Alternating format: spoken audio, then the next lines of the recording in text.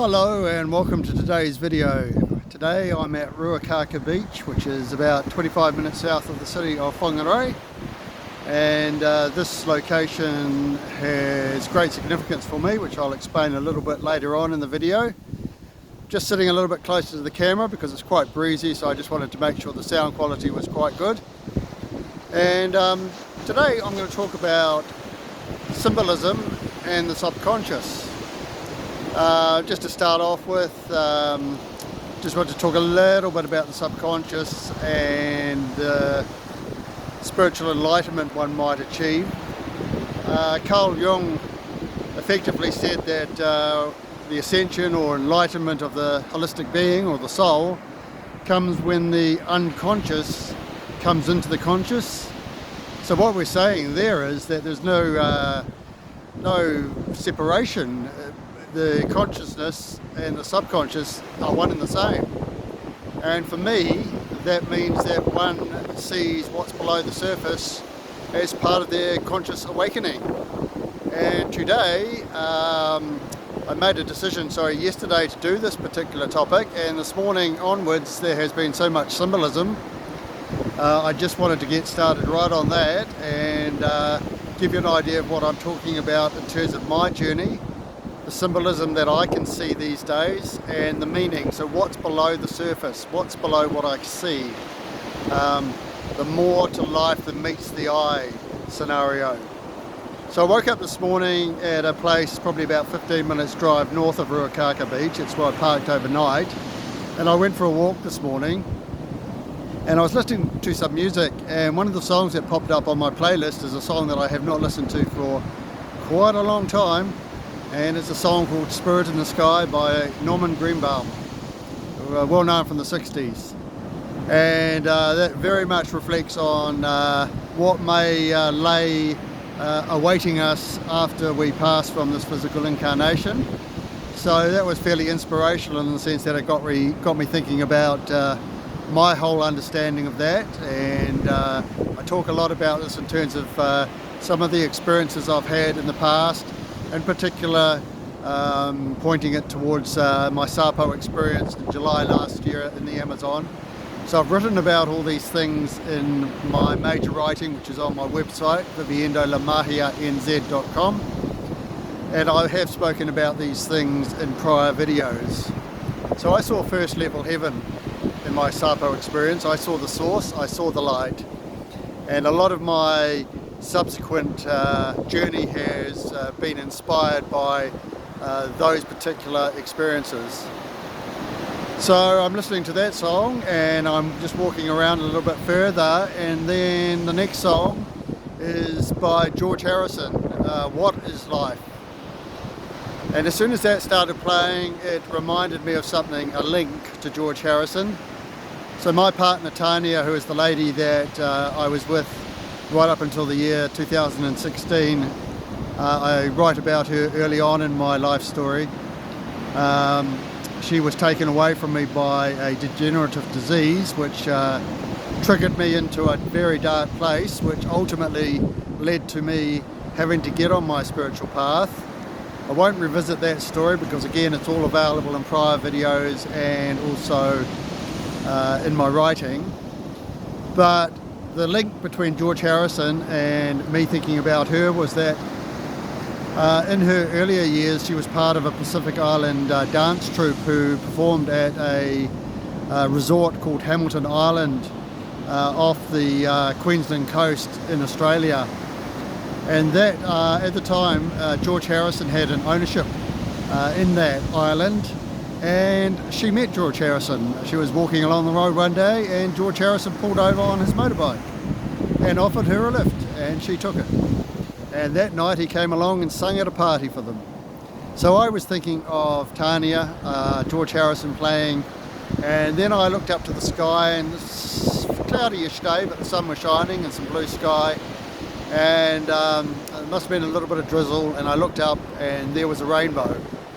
So that all tied into the symbolism of what I believe heaven to be, and how we all will meet again in life.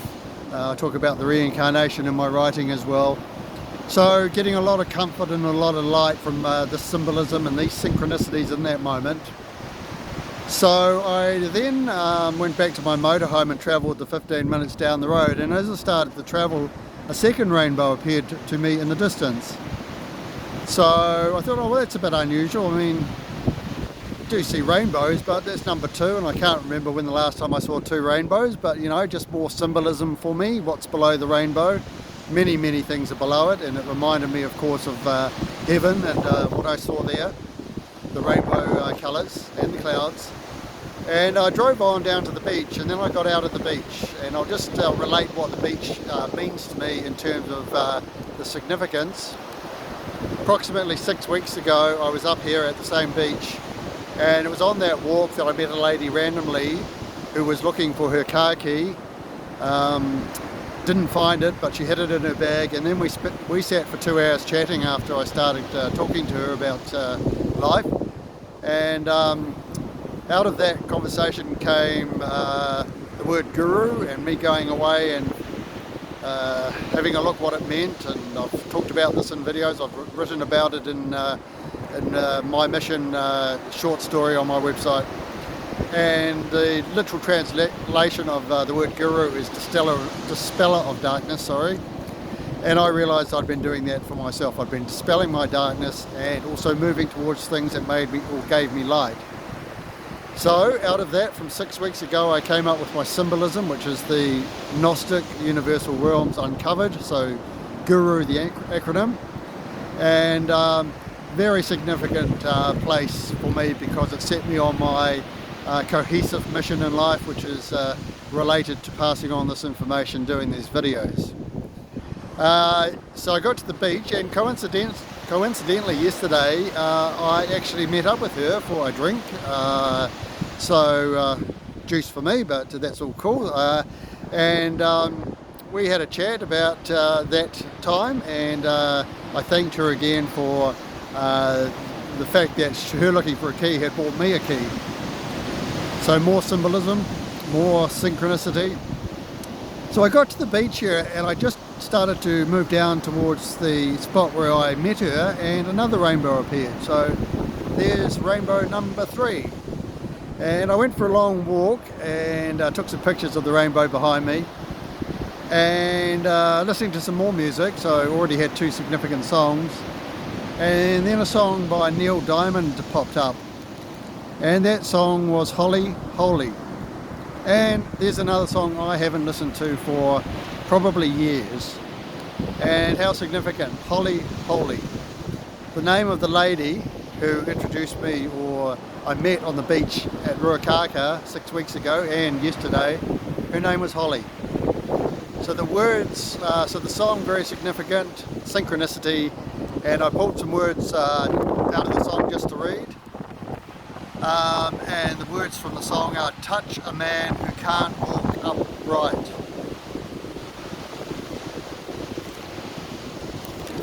Excuse me.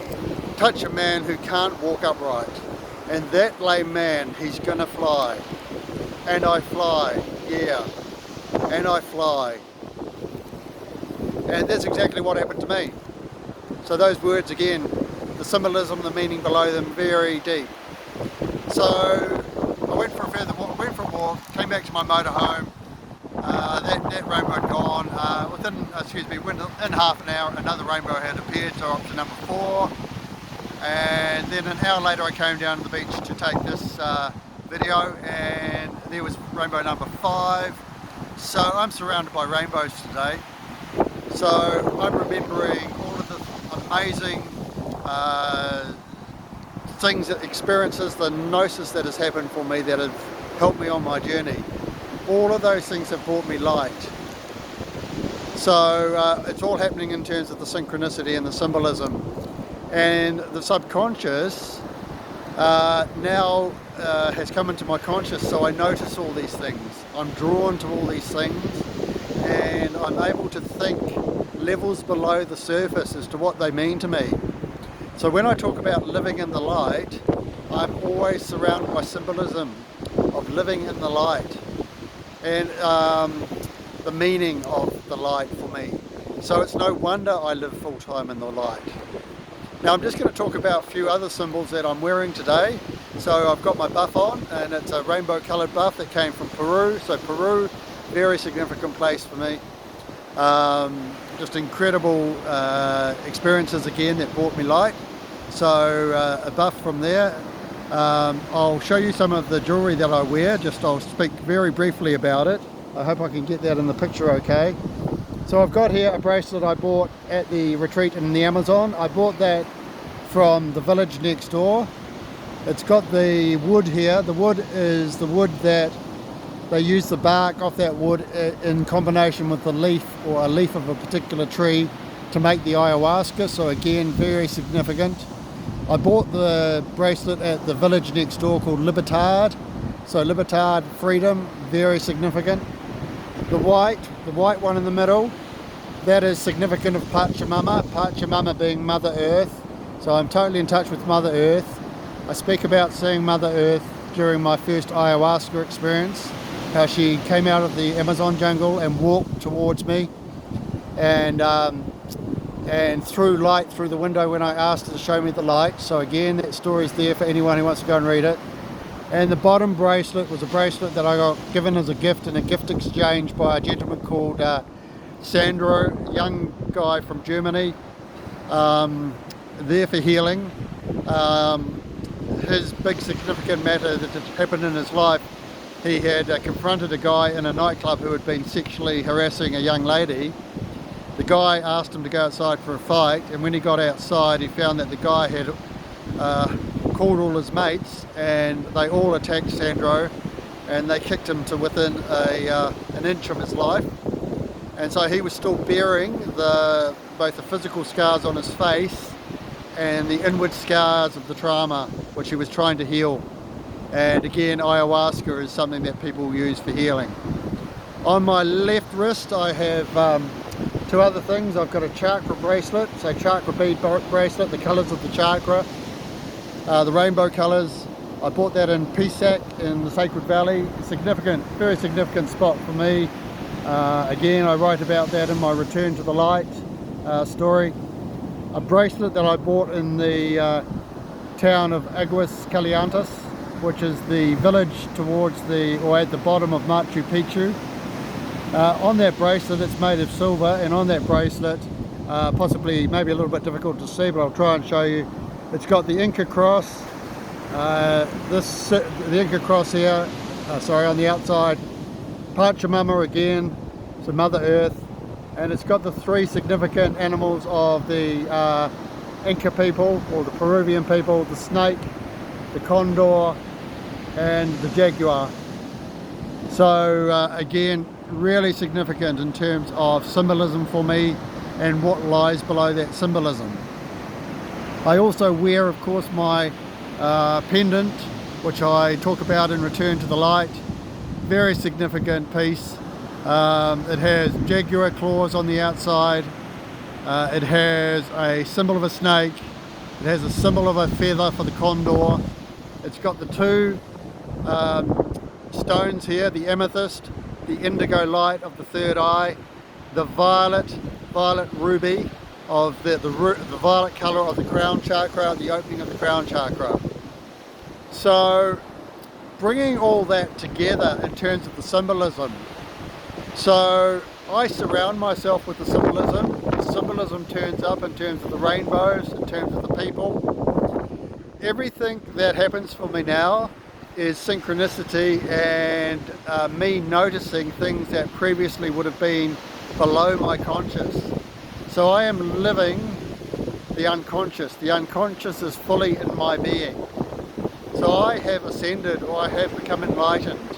And beyond that, I have tuned into the universe, and that is where the collective consciousness lies. Again, I won't go into detail on all that because that's a very big story in itself, but I touch on that in my writings. So just bringing all that to you today, I wanted to talk about symbolism in the subconscious and how it works for me on my journey. I talk about living totally in the light, and all of the symbolism reminds me, whether it be me looking at it and then subconsciously remembering all of the events, all of the gnosis, all of the experiences that were all light.